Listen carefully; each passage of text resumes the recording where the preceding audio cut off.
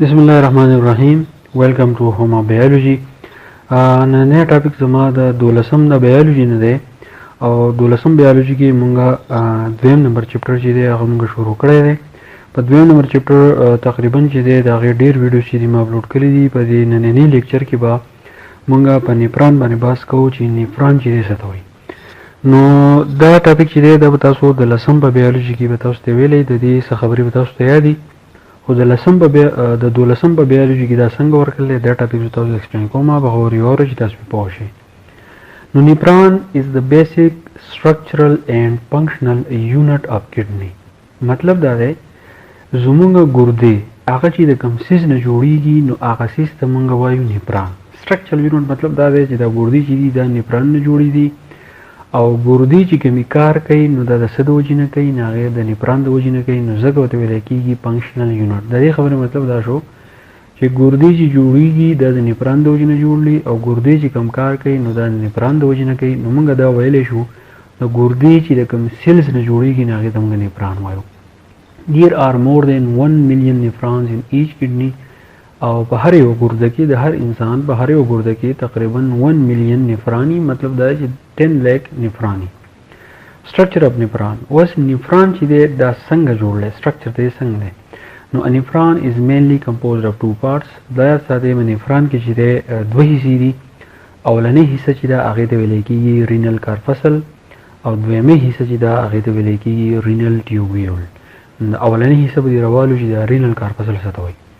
نو it is the main filtering unit of kidney. وس مونږ دا ویلي زموږ ګردې چې دي دا فلټریشن کوي دا زموږ وینه صفا کوي. نو نیفران چې دی مونږ وایو چې دا دوه حصې دي په دې کې اونلی حصه رینل کارپسل دا رینل کارپسل چې دی دا چل کوي چې دا د زموږ د ګردې لپاره د فلټریشن کار کوي. نو زموږ وینه چې فلټر کېږي نو هغه د رینل کارپسل له وجې نه کېږي. It is the actual site of urine formation. او دویمه خبره به دی کې احمد دادا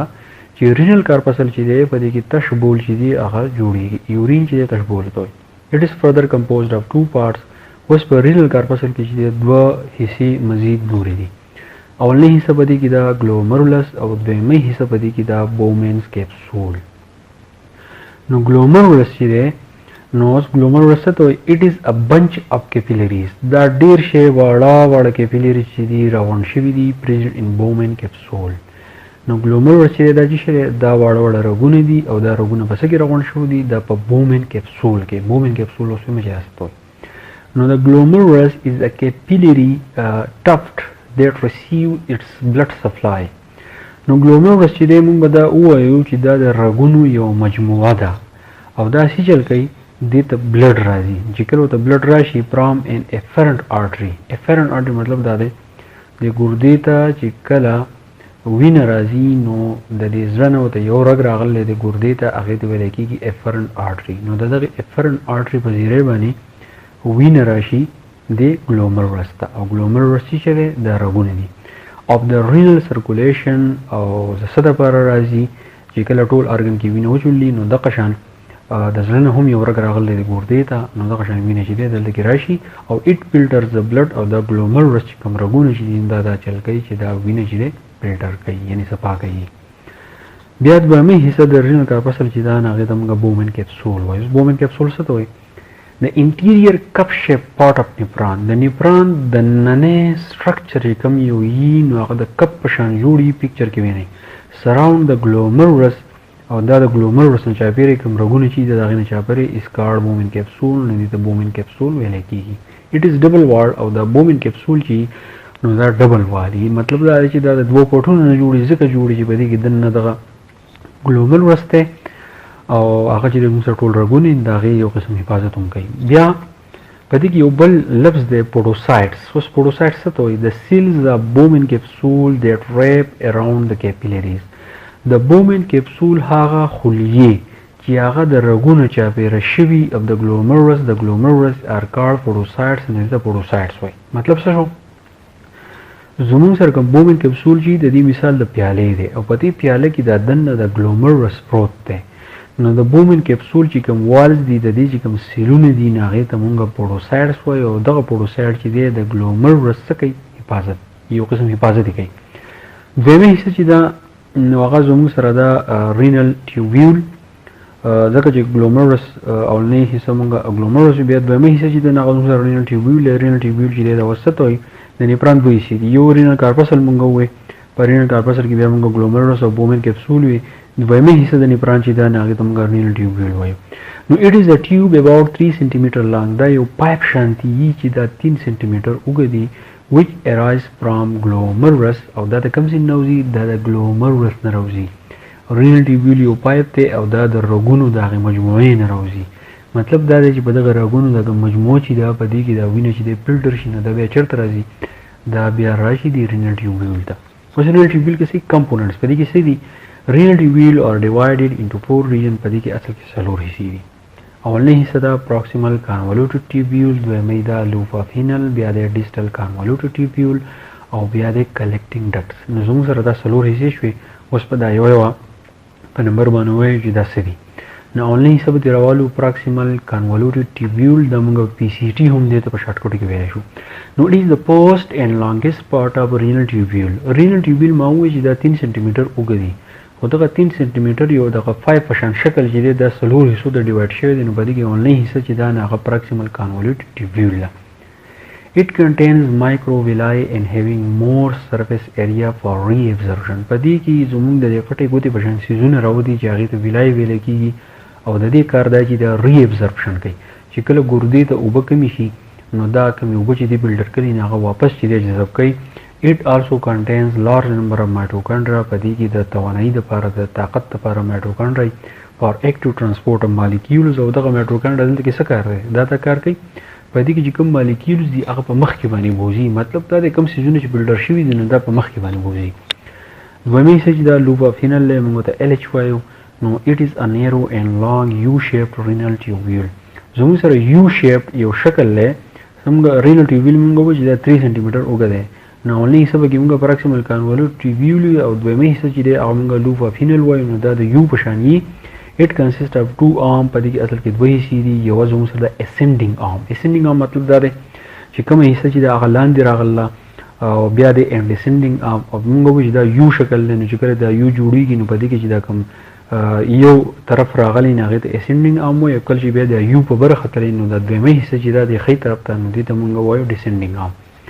It is more prominent in juxtamedullary nephron اوس د نفران یو قسم دی هغې ته juxtamedullary nephron ویلی کېږي نو دا لوپ اف هینل چې دی دا د دقې juxtamedullary nephron یو prominent حصه ده مطلب دی دې پکې ځای ډېر نیولی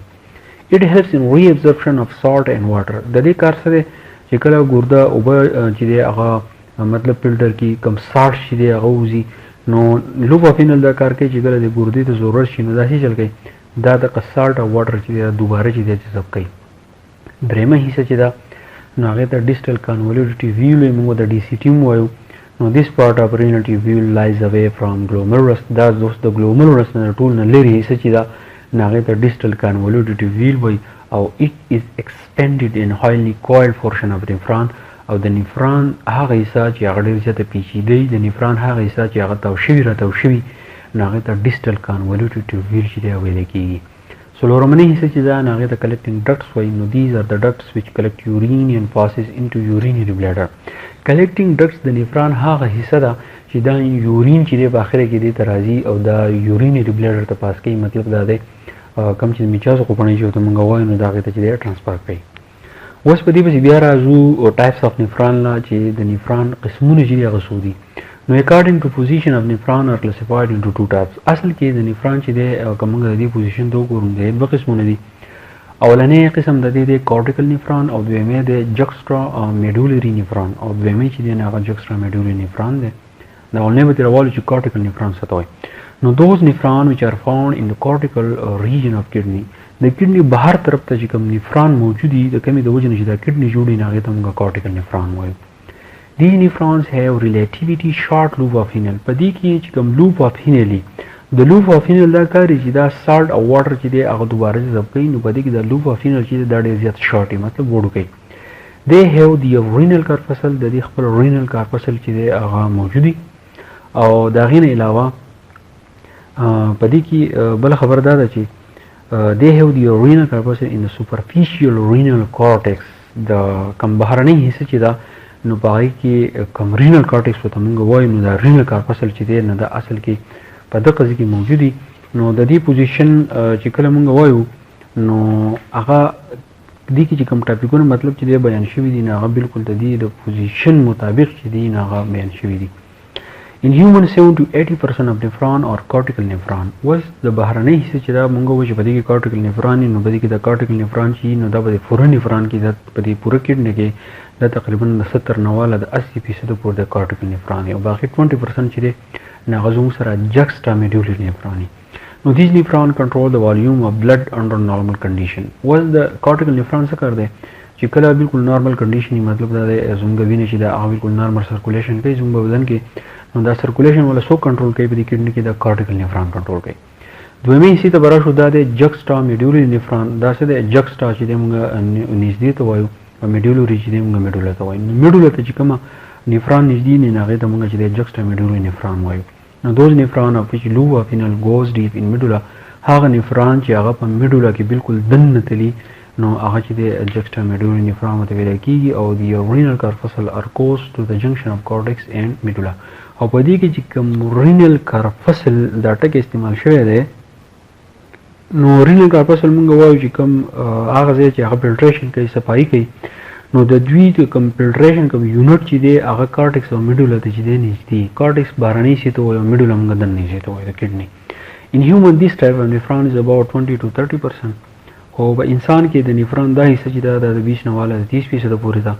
او this type of nephron perform more work than cortical nephron او دا قسم نیفرون چې دی د cortical nephron نه چې زیات کار کوي due to greater gradient in the deep medulla ځکه چې کله فلټریشن کیږي نو ته ډېر زیات سيزونه راځي نو دا غي د وجنه د دې کار چې دی د cortical nephron په مقابل کې چې دی سیوا دی. بیا اوس د نیفرون فنکشن چې دی موږ وایو د دې فنکشن موږ دوه قسمه یو د دې اکسکریټری فنکشن دی یو نارمل دی نو په دې کې موږ دا نارمل وایو. نو they are responsible for the development of gradient in medulla which are used to concentrate urine. د دې کار دی چې د کوم سيزونو نه تشبول جوړیږي نو دا هغه سيزونه چې د سٹور کوي. It increase water retention in limited supply of water. کله چې انسان اوبه ډېر زیات نسکي او اوبه چې دی هغه محدود په بدن کې نو دا د اوبو کوانټیټي چې دا نه کنټرول کوي دا سو کنټرول کوي دا نیفرون. نو دا نیفرون بیا دغه سټرکچر او بیا دغه ټایپس او بیا دغه فنکشنز امید کوم به تاسو پوه شئ ان شاء الله به د نیکسټ لیکچر د 12 په بیولوژي کې دی